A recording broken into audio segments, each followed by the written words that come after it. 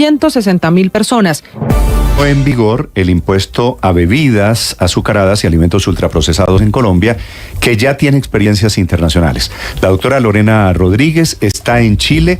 Desde el Ministerio de Salud fue una de las promotoras de esta ley, que fue expedida hace algunos años. Doctora Lorena, buenos días. Hola, buenos días, un gusto saludarles. Ustedes tienen una ley parecida a la que entró en vigencia ayer en Colombia desde hace 10, 11 años. Tenemos una ley desde el año 2014 en el contexto de una reforma tributaria que hubo en aquella época. 2012. Bueno, pero fue el 2014 que se hizo efectiva, se empieza a trabajar desde antes, y en esa época lo que hicimos fue ponerle impuesto a las bebidas no alcohólicas azucaradas, es decir, es menos de lo que ustedes están haciendo, así que primero muchas felicitaciones a Colombia porque están muy adelantados. Nosotros solo tenemos impuesto a las bebidas azucaradas y tenemos una gran deuda con los alimentos ultraprocesados. Hay una propuesta encima de la mesa, hecha por economistas, salubristas, de un lado y del otro lado político, y está puesta encima de la mesa desde el 2018. Sin embargo, solo en el gobierno actual del presidente Boric, él lo incluyó en su programa de gobierno y esperamos que pueda avanzar en la nueva reforma tributaria, también los impuestos, igual que ustedes, a los ultraprocesados, no solo a las bebidas azucaradas, sino que también los alimentos sólidos que son ultraprocesados. Doctora Lorena, lo suyo es la salud pública. Quisiera preguntarle, nosotros les llevamos una ventajita porque metimos los ultraprocesados, pero ustedes nos llevan una ventaja en el tiempo porque hicieron antes el tema de las bebidas, de las azucaradas. ¿Ha funcionado en Chile? Teniendo en cuenta que ya han pasado años, ¿se ha logrado reducir el nivel de obesidad, de las enfermedades relacionadas con el azúcar? Bueno, súper interesante su pregunta, porque primero, para que esto ocurra, cuando uno hace una reforma tributaria y pone impuestos a este tipo de alimentos, lo primero que tiene que ocurrir es que ese impuesto se vea reflejado en el precio final al consumidor. Por ejemplo, en el caso de México, ellos se demoraron en que este impuesto se viera reflejado en el precio, y eso es porque la industria sostiene el aumento del precio, lo sostiene durante un tiempo y bueno, después ya no lo puede sostener más y esto se ve reflejado. En Chile se vio reflejado y efectivamente cuando uno compara los bebestibles sin impuestos versus los bebestibles con impuestos, los bebestibles sin impuestos aumentaron sus ventas respecto a aquellos con impuestos. Y nosotros tenemos dos tipos de impuestos, un impuesto que es un 10% y otro que es un 18%. Y evidentemente las compras de los que tienen más impuestos disminuyeron. Ahora, disminuyeron menos de lo esperado porque la diferencia es un 8% y lo que recomienda la Organización Mundial de la Salud es como un 20%. Entonces, evidentemente, mientras mayor es el impuesto, mayor es el precio y más impacto tiene. Eso es muy, muy importante. Sin embargo, incluso con menos impuestos ya se ve impacto positivo en el sentido de que los productos sin impuestos se venden más y son más saludables que los productos con impuestos, que son menos saludables y tienden a bajar sus ventas. ¿Hacia qué se movió la gente? Es decir, dice usted que hubo un incremento de las bebidas sin impuestos.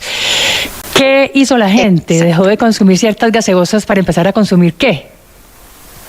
Bueno, hay dos alternativas. Una que es la más obvia, que es el agua, ¿no es cierto? Que es un producto sin impuesto y que además es el líquido más saludable que tenemos disponible, pero también aumentó el consumo de los productos que no son azucarados y que pueden tener, por ejemplo, edulcorantes o que pueden ser jugos de frutas naturales.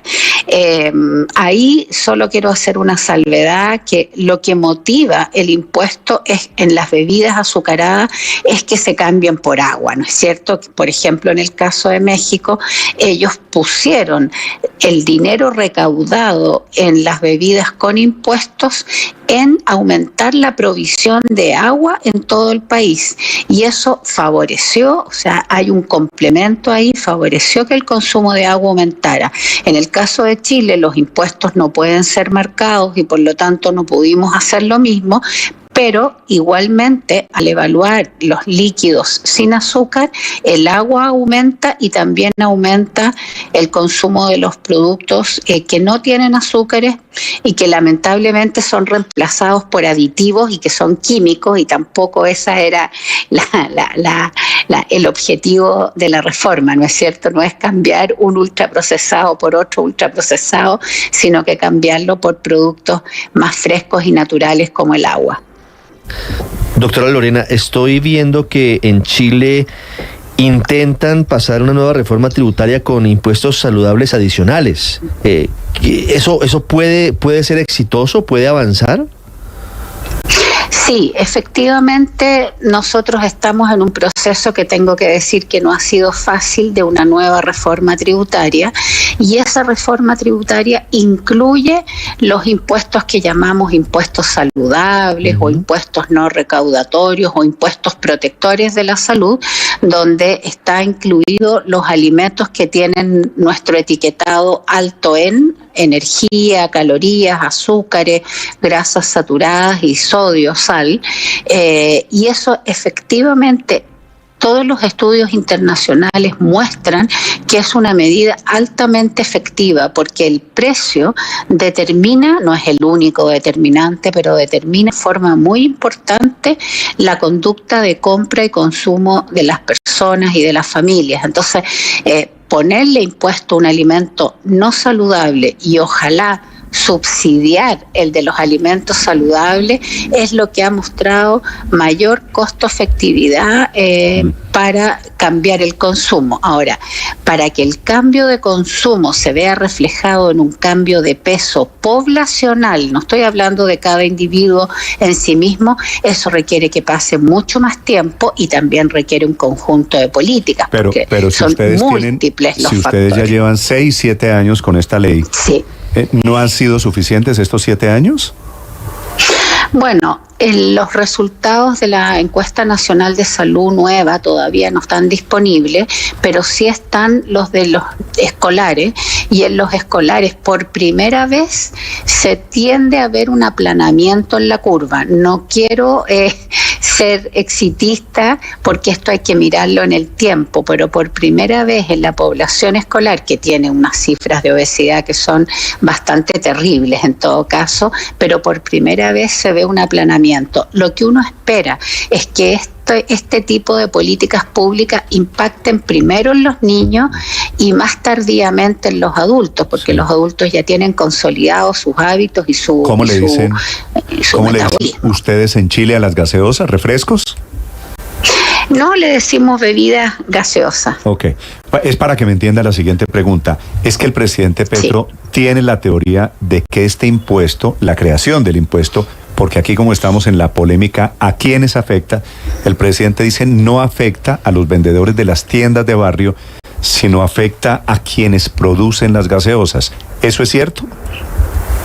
Eso es cierto, porque lo que hace la gente es cambiar un producto con impuesto por un producto sin impuesto. Por lo tanto, si la tienda de barrio tiene una oferta amplia, no se va a ver afectado. Quienes se van a ver afectados son aquellos que producen ese tipo de alimentos. Ahora, lo que pasó en Chile es que la industria de las bebidas azucaradas lo que hizo fue cambiar su gama de productos por aguas y por aguas saborizadas y por bebidas no azucaradas. Por lo tanto, la industria también tiene una capacidad de reformularse.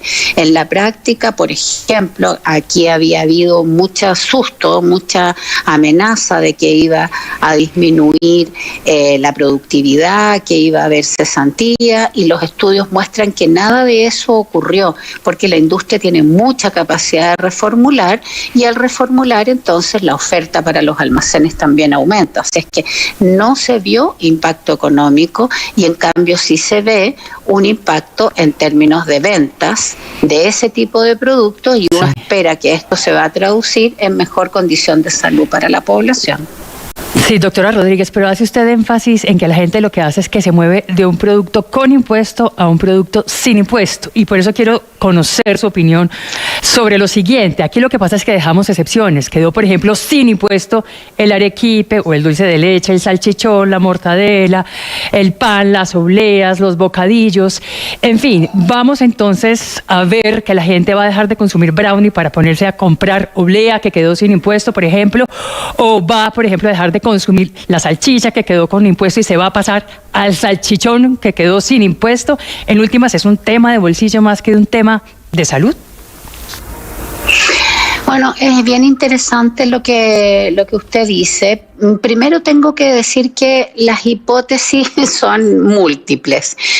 No conozco el detalle de por qué se deciden unos productos versus otros, pero sí hay que decir que la evidencia muestra que el daño es principalmente, no únicamente, pero es principalmente asociado a estos productos ultraprocesados, es decir, estos productos que cuando uno mira los ingredientes, el ingrediente natural es como el número 5, y cuando uno mira esa lista de ingredientes son unos nombres que son irreconocibles, productos que son absolutamente químicos, la mayoría tienen más de 5 de este tipo de aditivos, y la asociación entre ese tipo de productos y la salud está claramente definida, aumentan el riesgo de enfermedades no transmisibles, tales como las cardiovasculares, las cerebrovasculares, la diabetes, la hipertensión arterial y también el cáncer. Entonces, si lo que dejaron libres fueron productos más naturales y que son de prácticas culturales tradicionales en el país,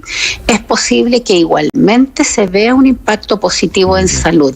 Eso hay que observarlo en el tiempo. Es posible, pero también puede ser posible que no. Es que yo quería conocer la experiencia chilena. Me da la impresión de que usted lo que nos está diciendo es que sirvió, pero no todo lo que ustedes esperaban en Chile. Para terminar, doctora Lorena. Efectivamente, sirvió, no suficiente porque fue solo a bebidas azucaradas, no a alimentos ultraprocesados sólidos como sí lo van a hacer ustedes, y también porque el impuesto, la diferencia entre los que tienen y no tienen es de un 8% y lo recomendado es que sea como el doble de aquello. Entonces, sirve con un conjunto de otras políticas, no hay ninguna política que por sí sola sea suficiente. Para el tema de los paqueticos de los ultraprocesados será de 10%. Un gusto saludarla, doctora Lorena, muy amable. Bueno, y les deseo mucha suerte y felicitaciones por los avances. Es una médica chilena que ha trabajado estos asuntos de salud pública, claro, tiene que ver con consumo, tiene que ver con bolsillo y tiene que ver con salud, que sigue diciendo en Colombia el presidente Petro, es lo más importante a la hora de estos impuestos saludables.